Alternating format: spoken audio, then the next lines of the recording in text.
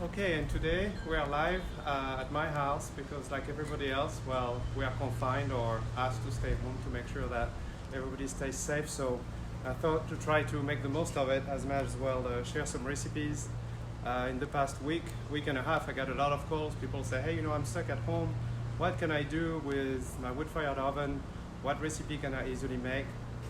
And the first question that often people tell me is, hey, can I use a starter? Do you have a starter? Can I get a starter? How can I make a starter? So, well, here we are. Today we'll keep it simple.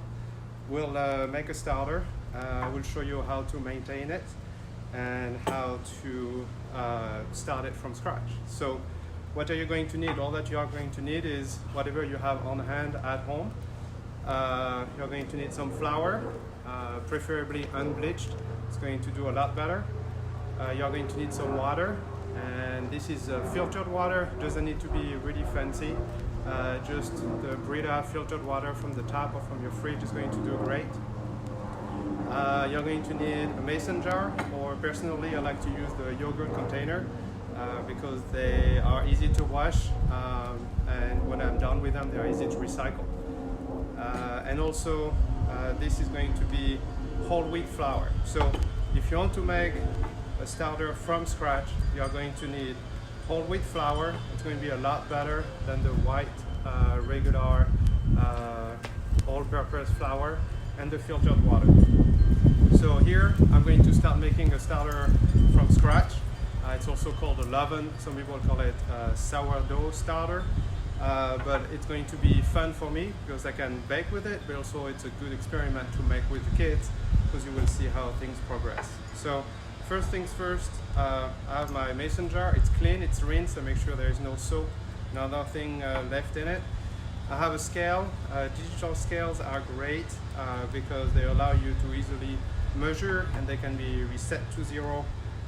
So I take the mason jar, put it on the scale, and today, to make it easy, instead of using grams, because I know grams can be confusing for some people, I'm just going to use ounces. So I have a clean spoon and I have my whole wheat flour, and I'm going to put about 1 ounce, let's say 2 ounces to keep it simple. There we go. 2 ounces of the whole wheat flour. It doesn't need to be exact, about 2 ounces. And then I'm going to get the water and put exactly the same amount of water as I put the flour. And this is going to be true every time I add any flour, I add any water. It's called refreshing or feeding the starter. That's how you're going to do it. Equal amount of water and flour that we use. So 2 ounces of flour. I put the tar button to reset my scale so it's back at 0. And I put 2 ounces of water, and you will see it's just not that much. There we go. And then take it off your scale and you just mix it. So you will see if you use a really thick whole wheat flour, this one I got it from a local market and it's freshly milled. It has everything, all the bran, the germ. They don't filter it or sieve it at all. So you see I get a really thick result, and that's perfectly fine. That's not a big deal. Just make sure all my flour and my water are nicely mixed together. I know it's tempting to put more, but you don't need to. You can if you want, but it's not necessary. So that's it. Again, it's a lot thicker than I remember it was the first time I made some, but it's part of the fun. Then I take a lid and I put it on top. That's going to prevent any bugs, any dust from getting in. But I don't tighten it too much because when it starts making bubbles, it's going to develop, it's CO2 that is developed, and that could crack the jar if it's really tightly on. So I leave it kind of loose so the air can come out, but nothing can come in. So that's how you start a starter. That's really easy. Every day you're going to do the same thing. It's called feeding or refreshing. You are going to measure how much starter you have. You are going to have add the same amount of water and the same amount of flour, and you will see after a while it will start making bubbles. If the weather is nice and you keep it in a warm place, it may take as little as 4 days. If it's a cooler area, you keep it in a cooler spot in your kitchen, it may take 8 days before you start seeing some bubbles.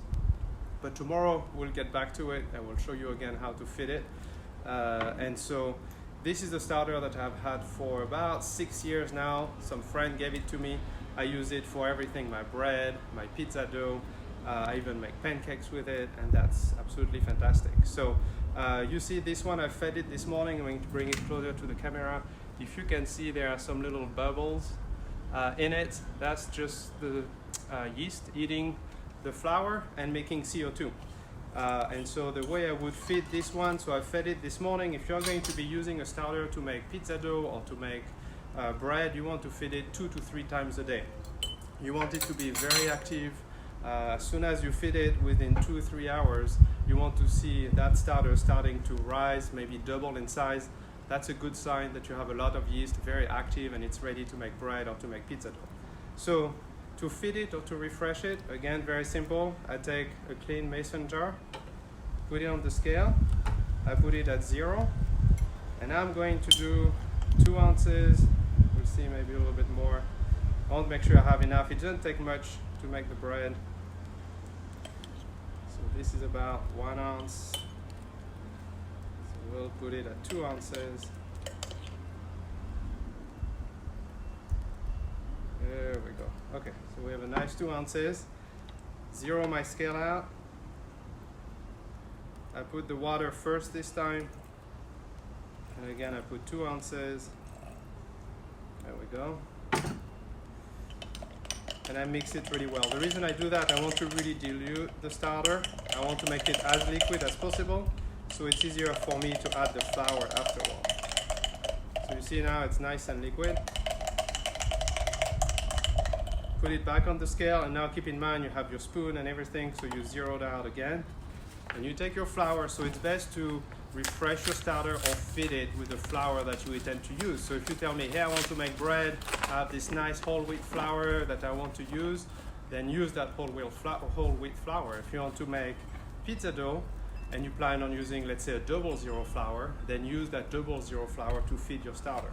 That's going to make it a lot stronger and a lot more active when you go to use it. And again, I'm outside doing that at home, just like you guys. Car is driving by, just making some nice noise, just to make it a little bit more fun and authentic. Here we go, 2 ounces of flour, and I just mix it.